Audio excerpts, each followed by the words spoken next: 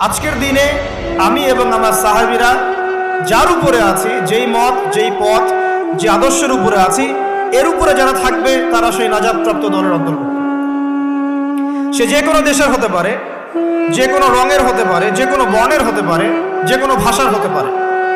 রং, বর্ণ, গোত্র, ভাষা এসব সাম্প্রদায়িকতার ঊর্ধ্বে যে ব্যক্তি আল্লাহ এবং তার রাসূলের আনুগত্য করবে, নবী সাল্লাল্লাহু আলাইহি ওয়াসাল্লাম এবং সাহাবীদের তরিকা অনুযায়ী চলবে, ইনশাআল্লাহ সে ব্যক্তি জান্নাতে যাবে, সে যেই হোক না কেন।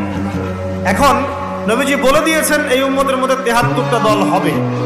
ধর্মতাত্ত্বিকভাবে আপনি দেখেন যে ধর্মের নামে আমরা অসংখ্য দলে ভাগ হয়ে গেছি, ভাগ জানি তো। ওই যে আইয়ামে জাহিলিয়াতের বিভক্তি, দলাদলি, এটা কি এখনো নাই? আছে। আবার পলিটিক্যালি যদি আপনি দেখেন, এখানেও দেখবেন যে আমরা বিভিন্ন দলে উপদলে বিভক্ত হয়ে গেছি, অথচ আমরা